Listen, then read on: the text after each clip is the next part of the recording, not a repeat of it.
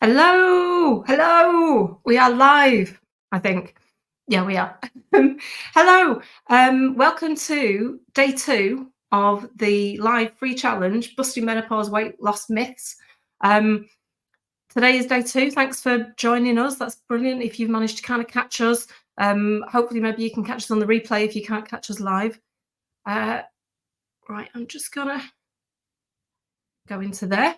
So yeah, it's day two. I'm just gonna go into Facebook on my phone just to kind of give everybody a little heads up that we're actually live now. So just bear with me for 1 minute. Um,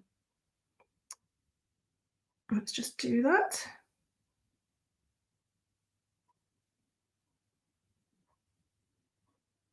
Sorry about this. Cool. That is done.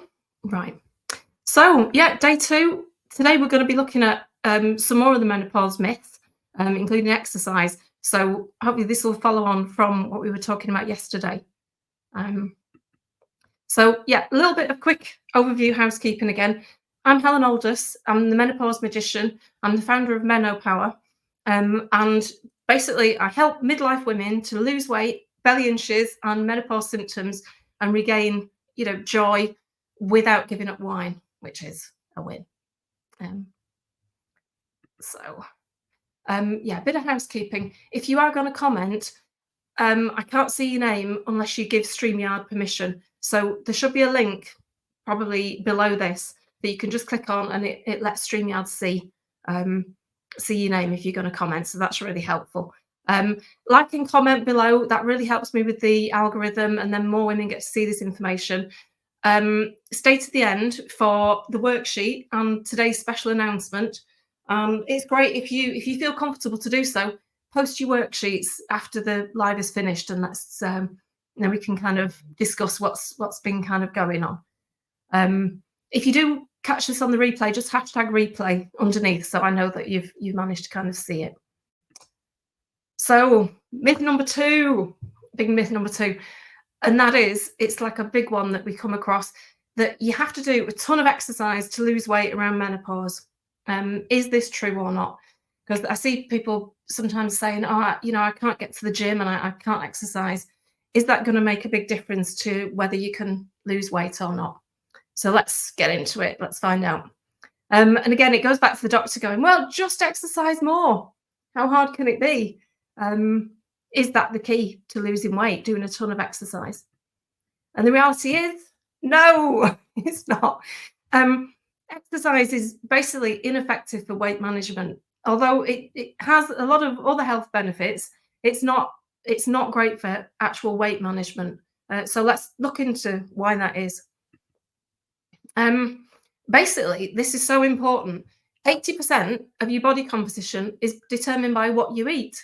It's all about how you manipulate your hormones and your genes by the foods that you eat. It's not to do with just sweating yourself to death to kind of lose weight. It's to do with what you eat. So that makes life a lot easier, I think. So what about the other 20%? What's in there? So exercise is a part of the other 20%, but it's only a quarter of it really, because you've also got sleep, stress, genetic disposition. All these things have a really big effect on your hormonal balance. And as we saw yesterday, at menopause, balancing your hormones and lowering inflammation is the key to losing weight. So exercise is just a tiny part of it. So as they say, I mean, this is like, people say this, you can't exercise away a bad diet or you can't outrun a bad diet. And that's the truth. So if you haven't got your diet dialed in, even if you're spending hours at the gym, it's not going to make any difference. You're not going to lose weight. And it's kind of worse than that, in that overdoing exercise regularly, your body actually sees it as a stressor. So it raises your cortisol level, which is your stress hormone. It raises it chronically, and that increases chronic inflammation, which, as we saw yesterday, is exactly what we don't want to be doing at menopause. And it triggers the fight or flight system. So you're left feeling on edge and anxiety and all these things that become an issue at menopause. Anxiety can be a real problem, and chronic overexercise doesn't help with that, and it can unbalance your hormones as well. So this is a mistake a lot of people make, in that you can end up doing what gets called chronic cardio, which is overly stressful aerobic workouts, going to the gym every day, just working out too long, too hard, too frequently every day, with not enough recovery time in between. And this raises your stress hormones. And it can lead to cravings for quick energy carby foods, because you know what it's like. If you've gone and done a big workout, you come out and you desperately want to eat a load of food, and you want to grab a snack bar, and that's your body kind of telling you that you need to sort of replenish those. And it can lead to fatigue, compromised immune function, chronic inflammation, which is what we really want to avoid. And it can inhibit fat metabolism, and all this can add up to failed weight loss efforts. And one of the bad things that can happen is a complete inability to lose weight, no matter how little you eat, which can lead to a vicious cycle of over exercising, and then you're not losing weight, so you cut calories, and everything can kind of go out of balance. And that's not where we want to end up at menopause. We've got to take a much more gentle approach. So if it isn't crazy cardio, being in the gym every day, what is the best exercise for women around menopause? And the clue is our hunter-gatherer ancestors. If we look back at our ancestors and ancestral ways of being, this gives us a clue as to the best the best exercise that we can do, because their exercise flowed naturally from the basic needs. So they were out picking berries, finding food, seeking out water, building shelter, sprinting from a predator. And these are the exercises that, as human beings, we're designed to do. So what should we do as the best exercise? It's walking. It's an amazing exercise, and it's so often overlooked. And it's the best exercise for women in midlife. Best exercise is low to moderate intensity movement, and walking is exactly that. And it has just so many benefits to it, and often it's overlooked. In place of well, you should be running, you should be going to the gym. And walking is an amazing exercise. It's easily accessible to many people. It's free. You don't need any kind of membership or fancy equipment or anything like that. There's a low risk of injury. And it makes your body actually burn fat, especially if you go out first thing in the morning before breakfast. That kind of sets you up for fat burning throughout the whole day. So, I mean, that is a great thing that you can do. It's great for your mental health, especially if you can get out into some nice countryside or nice area. It lowers stress. It's enjoyable, and it's easy to incorporate into your everyday life. And I think the thing is, the fact that it's enjoyable, it means that it's sustainable. You can keep doing it in your kind of lifestyle, your new lifestyle that you're setting up. And yesterday we talked about the menopause switch, which is what happens to us when we get to perimenopause. We often find that our metabolism's kind of slowed down, and we suddenly put on weight, and it's due to the fact that our bodies become much more inflammatory, because estrogen goes down, and that kind of means that we're much more likely to have chronic inflammation. And walking is one of the best things to lower inflammation. It's amazing. That's one of its major things that it does. So walking can help you actually reset this menopause switch. Has all these kind of positives: lowers your risk for heart disease, stroke, diabetes, can help you manage your blood pressure, helps keep your weight under control, can improve your sleep, just a whole bunch of things that it can do. So how much walking do is kind of good? If you can manage 30 minutes a day, every day, that will make a huge difference to your metabolism and to your health. If you can throw in some little short sprints, if possible, that mimics what your kind of caveman ancestors would have been doing. Is walking with a little sprint is amazing for your health.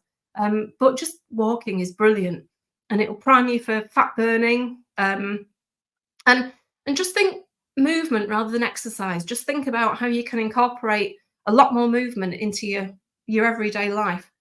And that makes it seem more fun to me because I'm like, I am so not going to the like into going to the gym. Um, so that's what today's worksheet is about. It's about looking at your everyday life and thinking, how can you incorporate just a little bit more movement in? If you can manage 30 minutes of walking, that's amazing. But it could be just, a tiny bit more, just a little bit more than what you're used to doing. So you can download this worksheet in the guides below. I've already popped it in there. So it's about kind of looking at how you can just up your exercise every day. So um, plan to include 30 minutes of walking a day. How could you include that in your life? Could you say walk to work or get off the bus or stop earlier or something like that to add in 30 minutes of walking? 5 ways I can add more movement to my work day. Could you take the stairs instead of the lift every day? Things like that. It just needs to be a little tiny bit. Any tiny bit that you can do will get your metabolism moving just a little bit more, and it all kind of goes towards just helping your health and helping your weight loss. And then the last one is 5 ways I can do less sitting during my day, because scientists have now found that sitting, if you just sat at a desk all day, that's really not good for your health. So maybe you could set a timer so that every half hour or so you get up and just walk around the office. Or it's just about ways of thinking how you can incorporate just a little bit more movement. So work through this and see if tomorrow, when you're at work in your day, see if you can just incorporate that a little bit more movement, and it will really help. So download that below. And today I do have a special announcement, and that is that this program, which is my program that I offer online, which is the Meno Belly Reset, which is 21-day menopause weight loss, health and happiness challenge, is actually open. Doors are open today. So what is it? It's basically a 21-day challenge to reset your body, lose weight in inches, and start to feel like your old self again. And we're going to be running it before Christmas. So it's it's a live challenge. We do it in a supportive private Facebook group, which we set up. So you've got motivation, support, accountability, and community and lives. I'm in there every day to support you and just kind of help you kickstart this sort of new lifestyle, which will support your goals going forward. And we're going to do it, before Christmas. So it's going to be in November.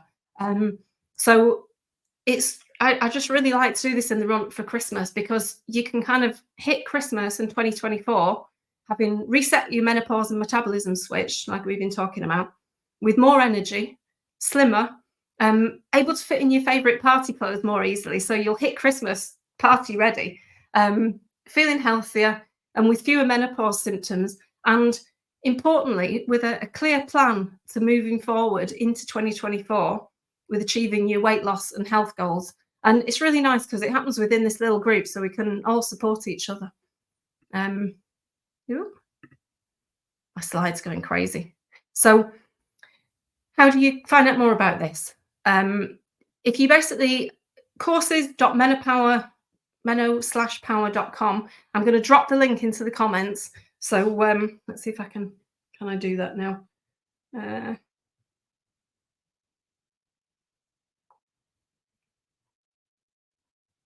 See if I can type.